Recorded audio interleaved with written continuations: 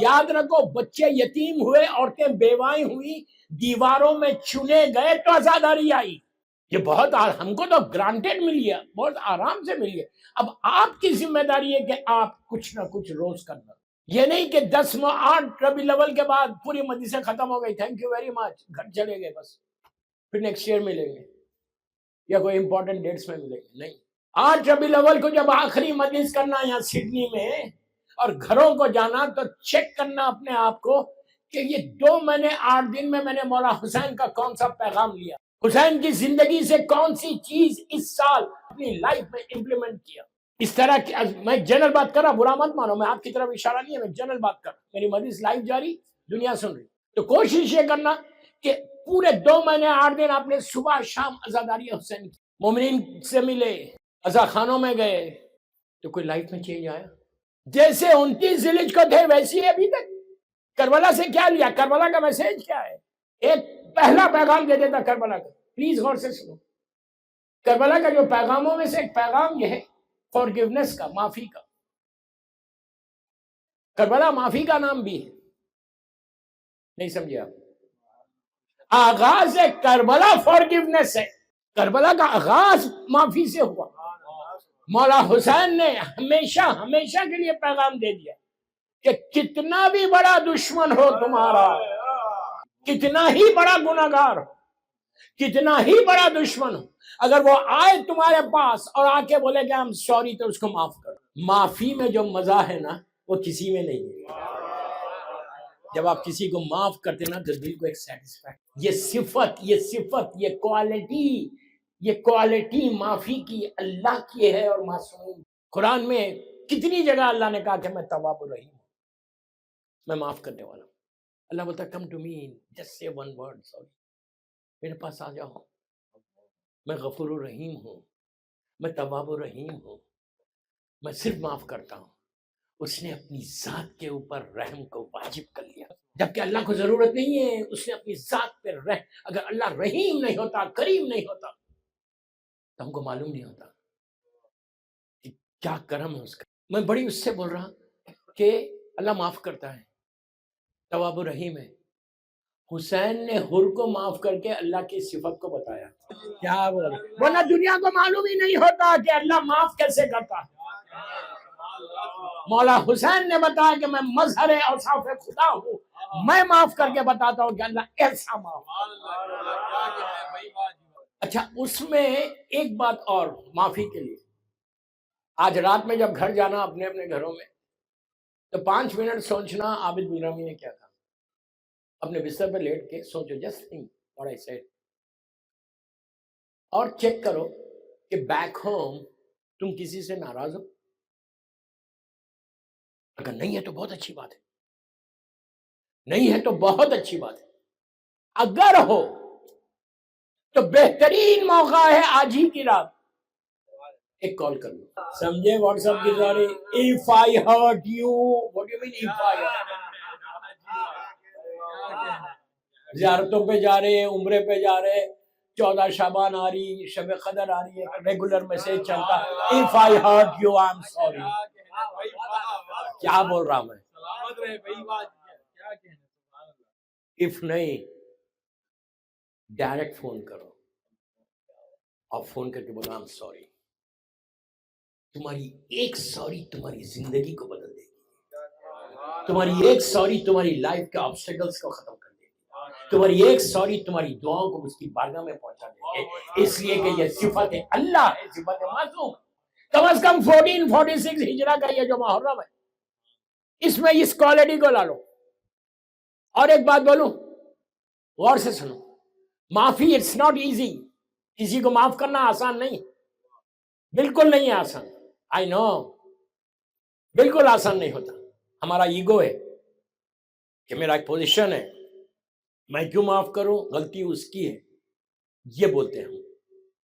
سارے ایگو کو توڑو، اس لیے کہ معافی غرور کو توڑتی ہے. کیا بول رہا ہوں؟ جب تم معاف کرتے نا، جب تم سوری بولتے نا کسی کو، تمہارا غرور ٹوٹ جاتا ہے. اور اگر غرور ٹوٹ جاتا ہے عبادتیں قبول ہو گئی. غرور ٹوٹ جاتا ہے تو امام کے قریب ہو گئے. غرور کو توڑو. تو اس کا بہترین عمل یہی کہ تم لوگوں کو معاف کرنا شروع کرو اور اللہ کی بارگاہ میں، امام علی کی بارگاہ میں جا کے سوری بولو۔ دوستو وہ مومن نہیں ہے، میں اتنی بڑی بات بول رہا، کل تک ہوں یہاں پہ انشاءاللہ۔ ایک ایک جملے کا ذمہ دار ہوں آرام سے، کہ وہ مومن بن ہی نہیں سکتا، وہ علی والا بن ہی نہیں سکتا اگر وہ کسی کو معاف نہیں۔ آپ انصاف سے بولو، اگر میں کسی کو معاف نہ کروں تو then how can I expect from اللہ اور امام علی کہ وہ مجھے معاف کرے؟ کیسے؟ ہم کیا سمجھ لیں کہ میرے پاس گناہ نہیں ہے؟ سب سے بڑے گناہگار تو ہم ہیں۔ ہمیشہ یاد رکھو، اللہ کی بارگاہ میں جا کے یہ نہیں بولنا کہ میں نے کچھ، اس کی بارگاہ میں جا کے بولنا پروردگار تیری مخلوق میں سب سے بڑا گناہگار تیری بارگاہ میں آئے، یہ بولنا۔ اب آپ کو بولوں، دعائے کمیل سنتے ہو نا، ریلیجیسلی سنتے ہو نا ایوری تھرسڈے، اردو میں پڑھو یار، انگلش میں پڑھو، عربی میں مت پڑھو، اس لیے کہ سمجھ میں نہیں آ رہا۔ ایک دعائے کمیل تمہاری پوری زندگی کو بدلتی ہے، پوری زندگی کو بدلتی ہے ایک دعائے کمیل۔ دعائے کمیل میں پلیز غور سے سنو، دعائے کمیل میں امام علی نے دعا مانگنے کے طریقے کو بتایا، سٹائل کو بتایا کہ اللہ کی بارگاہ میں تم اپروچ کیسے کرو، جاؤ کیسے، مانگو کیسے۔ مولا علی بول رہے، کوئی اور نہیں بول رہا، کائنات کا افضل ترین اللہ کا بندہ، جس کی محبت ایمان، جس سے بغض کفر و نفاق۔ اگر ولایت علی نہیں ہے تو کچھ نہیں ہے، یاد رکھو، محبت علی نہیں ہے تو کچھ نہیں ہے۔ لیکن وہ محبت مت کرو جو صرف زبان سے ہو، وہ محبت کرو کہ تم سڈنی میں اٹھو، بیٹھو، جاؤ، ملو کسی سے تو لوگ بولیں علی والا ایسا ہوتا ہے۔ You don't need to say کہ تم علی، مولا علی کے چاہنے والے ہو، تم یونیس جا رہے، آفیسز جا رہے، بزنس کر رہے، تو تمہارا ایکشنز بتانا کہ تم کس کے ماننے والے، تمہارا سٹائل بتانا، تمہاری زبان بتانا کہ تم کس کے ماننے والے ہو۔ کل کی مجلس یاد ہے آپ کو، کل میں نے بہت سی باتیں بولی کہ سویٹنس زبان میں وہ لے کر، اچھا میں یوں ہی نہیں بول رہا، مولا علی کی اگر زندگی دیکھو، اسی نجف اشرف میں واپس آ گیا، نجف اشرف جہاں کل چھوڑا تھا، جو روز سن رہے ہو بولیں گے ابھی تک آئے نہیں، نجف کو کوئی نہیں چھوڑتا بھائی۔ ارے میں کیا بول گیا، وہ بدنصیب ہے جو نجف کو چھوڑ دے۔ ہماری ڈیسٹینی نجف ہے اشرف، ہماری زندگی نجف ہے اشرف۔ نجف اشرف کا ایک واقعہ سنیں کہ کیا چیز ہے، مولا کا کردار کیا تھا، مولا کی زندگی کیا تھی، مولا کیسا زندگی گزارتے۔ مولا نجف اشرف سے، کوفے سے، ایکچولی یہ واقعہ کوفے کا ہے، کوفہ اور نجف تو ملا ہوا ہے۔ کوفے سے جب مولا دارالخلافہ بنایا تھا، کیپٹل بنایا تھا کوفے کو، اور آپ کی ظاہری حکومت میں میرا مولا کوفے سے کسی کام، صرف اخلاق دیکھو علی کے کیا تھے، پلیز غور سے سننا، اخلاق اور ان کی زبان کیسی تھی میرے مولا۔ علی کسی کام سے اکیلے اپنے گھوڑے کے اوپر، میری طرف دیکھو، کوفے سے باہر نکلے، آدھا ایک گھنٹہ مولا کام کر کے، جو بھی کام تھا کام کر کے واپس آ رہے تھے۔ جب واپس آ رہے تھے تو پرانا زمانہ کوئی ٹار روڈ یا سیمنٹ روڈ نہیں تھی، ریگستان تھے، اس میں راستے بنے ہوئے رہتے تھے۔ میری طرف دیکھو، مولا ایسا آ رہے، ایک سائڈ سے ایک دوسرا شخص یہودی تھا، اس لیے کہ یہودیوں کا لباس جو ڈریس ہوتا تھا تھوڑا سا الگ ہوتا تھا، وہ امام علی کو نہیں جانتا تھا۔ دونوں ایسا آئے، آ کے ملے، علی نے اس کو دیکھا، اس نے علی کو دیکھا، اس نے کچھ نہیں کہا، میرے مولا نے پہلے سلام کیا۔ کل کی مجلس یاد ہے، مولا نے پوچھا، راوی نے پوچھا تھا کہ غرور کیسے توڑنا، تو علی نے کہا سلام میں پہلے۔ غرور کو توڑو بابا، غرور کو توڑو، یہ مت بولو کہ میرے پاس نہیں ہے۔ خود چیک کر لو کتنے سلام کرتے ہو پہلے، یا کتنا انتظار کرتے ہو کہ کوئی کرے سلام۔ خود آگے بڑھ کے سلام کرو۔ مولا نے پہلے اس کو سلام کیا، وہ آ کے ایسا ملا مولا سے، وہ مولا کو نہیں جانتا تھا، مولا نے سلام کیا، اس نے جواب دیا۔ اب دونوں گھوڑوں پہ ہے، دونوں ایک ساتھ چل رہے ہیں۔ مولا نے گفتگو شروع کی، 4-5 منٹ گفتگو ہوئی، یہ شخص اتنا امپریس ہو گیا، کہنے لگا یار یہ کون شخص ہے، کتنی میٹھی زبان ہے، کتنی اچھی باتیں کر رہا۔ کچھ نہیں، اس نے پوچھا کہ اے اللہ کے بندے تم کہاں جا رہے ہو؟ تو مولا نے کہا میں کوفہ جا رہا ہوں۔ مولانا نے اس سے پوچھا تو کہاں جا رہا؟ اس نے ایک راستہ بتایا. چلتے چلتے چلتے ایک راؤنڈ اباؤٹ آیا چھوٹا سا, وہاں 4 راستے تھے. ایک کوفے کو جا رہا تھا, ایک راستہ وہ تھا یا اس کو جانا تھا, اور 2 راستے تھے. وہاں رکے, دونوں گھوڑے کو روکا. اس نے علی کو دیکھا, علی نے اس کو دیکھا, وہ اپنے راستے کی طرف مڑ گیا. اب وہ یہ ایکسپیکٹ کرا کہ مولا کوفے کی طرف جائے. چند قدم وہ آگے بڑھا اپنے راستے کی طرف. اس کو محسوس ہوا کہ کوئی پیچھے آ رہا, پلٹ کر دیکھا میرا مولا آ رہا. اس نے رک کے کہا کہ اے اللہ کے بندے, یہ تو کوفہ نہیں جاتا, کیا تو راستہ بھول گیا؟ علی نے کہا میں بھولنے والوں میں نہیں ہوں. یہ نہیں بولا کہ تو کون, مجھے بتا رہا. کتنا پیارا جواب ہے. یہ نہیں کہا کہ میں راستہ نہیں بھولتا, میں یہ ہوں میں یہ ہوں. نہیں کہا میں بھولنے والوں میں نہیں. اچھا اگر اپنی میموری کو شارپ کرنا چاہتے ہو نا, میں یوتھ کو بول رہا ہوں, قرآن کی روز 1 پیج کی تلاوت کرو, 1 رکوع پڑھو روز, تمہاری میموری شارپ ہوگی, کبھی تم بھولو گے نہیں. 1 پیج کتنی دیر میں ہوتا ہے؟ 5 منٹ. اگر پڑھنا نہیں آتا نا, ٹیلی فون ہے نا, اسمارٹ فون, قرآن مجید کا کوئی بھی سورہ نکالو, اس کو آن کرو, 1 رکوع سنو, کان میں پڑے گا نا, تمہیں میموری شارپ ہوتی جائے, دماغ تیز ہو جاتا ہے. اور یہ سب سے بڑی نعمت ہے, ہر چیز نعمت ہے اللہ کی. تو مولانا نے اس سے کہا, پوچھا کہ راستہ بھول گئے؟ علی نے کہا نہیں, میں بھولنے والوں میں نہیں ہوں. پھر کہا یہ راستہ تو کوفہ. اب سننا مولا کا جواب. اس جواب نے اس کو مسلمان کر دیا. اس نے کہا پھر یہ راستہ تو کوفہ نہیں جا رہا. مولانا نے کہا مجھے معلوم ہے یہ راستہ کوفہ نہیں جا رہا. تو کہا پھر کیوں آئے؟ علی نے کہا میں صرف اس لیے آیا, غور سے سنو, اسی لیے آیا کہ اتنی دیر سے تو میرا ہم سفر تھا, ہم لوگ ساتھ آ رہے تھے, تو میں نے یہ چاہا تھوڑی دور تیرے ساتھ چند قدم تیرے راستے پہ چل کے تجھے رخصت کروں. اس نے ایسا دیکھا, اس نے علی کو ایسا دیکھا کہ آج کے زمانے میں ایسا صاحب اخلاق. اس نے کہا, اب تک نام نہیں پوچھا تھا, اب پوچھا کیا تم کون ہو, تمہارا نام کیا ہے؟ امام علی نے کہا میرا نام علی ابن ابو طالب ہے. ہمیشہ اپنے باپ کے نام سے تعارف کراتے ہیں, جس کا باپ ایسا ہو تو تعارف بھی کراتے. جب کہا علی ابن ابو طالب تو اس نے کہا تم مسلمانوں کے خلیفہ ہو؟ علی نے کہا کہ ہاں. اس کو یقین نہیں آیا, کہا تم خلیفہ وقت ہو؟ امام نے کہا میں علی وہی علی. اس نے کہا علی کیا سنا تھا تمہارے بارے میں اور کیسے پایا؟ یہ بتاؤ, یہ جو تمہارا اخلاق ہے یہ تمہارے ہیں یا اسلام کے ہیں؟ کہا اسلام کے اخلاق ہے یہ. اس نے کہا اب مجھے کلمہ پڑھو. کردار علی سے وہ مسلمان, اخلاق علی سے وہ مسلمان, مولا کی زبان سے ملاقات, کہ اتنی میٹھی زبان کہ جب بات کرتے تو سامنے والا اتنا امپریس ہوتا. یہی چیز اپنی لائف میں امپلیمنٹ کرو کہ تمہاری زبان میٹھی, سافٹ اسپوکن بننا, ہمیشہ سافٹ اسپوکن رہنا. میں یوتھ کو بول رہا ہوں کہ اتنی میٹھی زبان رکھو کہ جب تم کہیں چلو کہیں جاؤ, اگر تمہارے خاندان میں تمہاری فیملی میں کوئی آ کے پوچھے, سڈنی میں تمہارے دوست کوئی پوچھے کہ تمہارا بیسٹ فرینڈ کون ہے, جس کی زبان میٹھی ہے, تو تم کو بتائے. یہ سیرت معصومین ہے دوستو. اگر ہم ایسے نہیں بنیں گے تو پھر فائدہ کیا ہے؟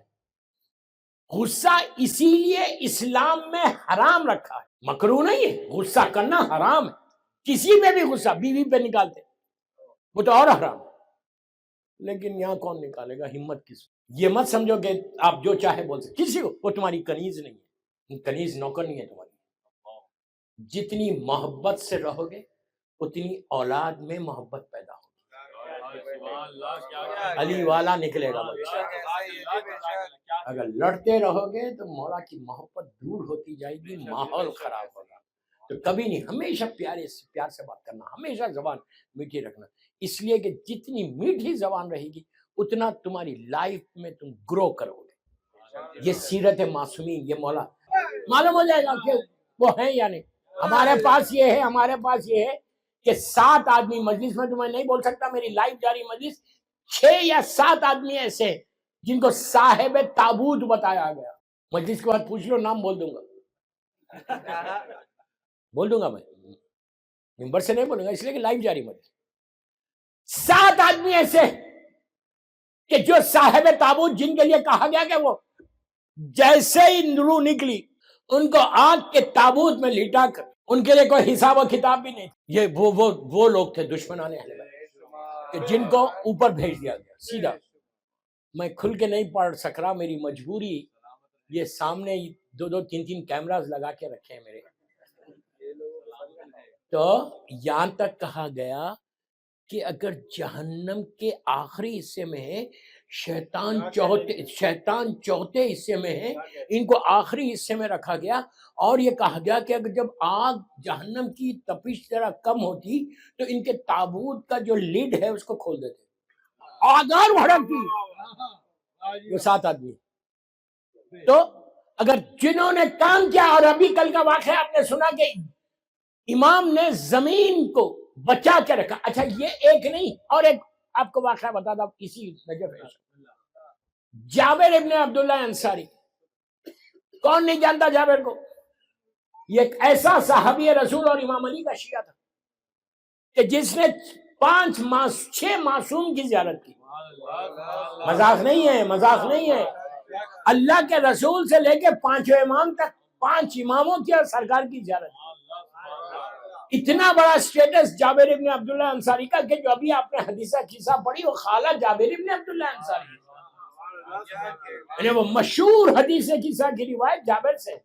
تو یہ تیسری ان کی فضیلت، یہ پہلا زائر حسین ابن علی، پہلے سن لو، پہلا زائر حسین ابن علی، چوتھے امام کے بعد جس نے پہلی زیارت کی، ایون شہزادی زینب، شہزادی ام کلثوم نے بعد میں کی، جابر نے پہلے، اس لیے کہ بیویاں جب آئیں تو جب خبر حسین کی، جابر ان سے پہلے۔ کتنا بڑا سٹیٹس ہے جابر کا، ایسا صاحب، اور امام علی کا شیعہ تھا، ایسا شیعہ تھا، دیوار کی طرح کھڑا رہتا تھا جابر۔ یہ 100 یا 150 سال پرانی بات کر رہا ہوں، آج بھی جابر کی لحد کے اوپر یہ پورا واقعہ موجود ہے جو میں پڑھ رہا۔ جابر خواب میں آئے، اہل سنت بھی مانتے ہیں رسول کا صحابی ہے، خواب میں آئے، اس وقت کے علماء کو 100 سال پرانی بات ہے، ابھی حال کی ہے، آ کے کہا میری لحد میں پانی آ گیا، میری باڈی کو نکالو اور دوسری جگہ دفن کرو۔ اب لوگ آ کے پیچھے ہو رہے تھے، آئی تھنک یہ شاہ فیصل کا زمانہ تھا سعودیہ میں، تو اور ادھر آغا نیانی جو ہمارے مرجع وقت ہے، ایک عظیم پرسنالٹی، ان کا زمانہ تھا۔ 3 دن مسلسل آ کے جابر نے کہا، اب اعلان ہو گیا، علماء جمع ہو گئے کہ جابر کی باڈی کو نکالنا ہے، تو پوری دنیا سے لوگ آئے کہ صحابی رسول کی زیارت ہو جائے۔ اس سے بڑی بات کیا کہ رسول کے صحابی اور جابر جیسا صحابی کی زیارت ہو۔ لیکن جو اس وقت، یہ فرسٹ ورلڈ وار سے پہلے کا زمانہ، برٹش رول ہے پوری دنیا میں، ان لوگوں نے اس کو ایکسیپٹ ہی نہیں کیا، کیا یہ پاسبل ہی نہیں کہ 1200 ایئرس کے بعد اگر کوئی باڈی گریو کھولی جائے اور باڈی انٹیکٹ ہو۔ بڑے بڑے جرمن سے سائنٹسٹ آئے کہ زمین کو دیکھیں، کہیں زمین میں کوئی پریزرویٹیوز تو نہیں ہے جس کی وجہ سے باڈی ویسی بچی ہوئی۔ ہر طرف سے دنیا سے لوگ آئے، اس زمانے کے نیوز پیپرز میں تصویر بھی تھی، جابر کی لحد پہ یہ واقعہ موجود ہے، لکھا ہوا ہے وہ۔ تو جب ان کی لحد کھولی گئی 1200 سال کے بعد، بالکل انٹیکٹ باڈی، مذاق نہیں ہے دوستو، 1200 سال کے بعد جابر کی باڈی ایسی تھی جیسے ابھی کسی نے دفن کیا، وہ فریشنس باقی ہے، وہ کفن میلا نہیں ہوا، وہ داڑھی کے اوپر نمی ہے غسل کی۔ ان کو اٹھا کے بڑی شان سے لے کے جا کے اب جان جابر بغداد میں ہے، وہاں دفن کیا۔ تو اس وقت جو آئے تھے سائنٹسٹ چیک کرنے کے لیے زمین کو، وہاں کی زمین لی، مختلف جگہوں کی، وہاں عراق میں زمین کے مٹی کو اٹھایا، کہا کہ سب برابر ہے، وہ بھی ویسی ہے، یہ بھی ویسی ہے۔ اللہ کو بتانا تھا کہ زمین کی طاقت نہیں، یہ ہماری طاقت ہے۔ کام کرو گے، if you work for امام، اب ایسا زندہ رہو، ایسا زندہ رہو۔ آپ سڈنی میں کام کرنا بابا، یاد رکھو امام علی کو ڈم شیعہ نہیں چاہیے، ریولوشنری شیعہ چاہیے، انقلابی شیعہ چاہیے۔ میرا مطلب انقلاب کا یہ نہیں ہے کہ تم گن لے کے چلے جاؤ، پلیز پلیز تم اپنے پیس کے ساتھ، اس لیے کہ تم حسین کے ماننے والے ہیں، کہ جس نے پیس کا میسج دیا. آج پوری دنیا میں مولا حسین کو کیا بولتے کہ ہی از اے سیویئر آف ہیومینٹی. حسین نے ایک انسان کو نہیں بچایا، انسانیت کو بچایا.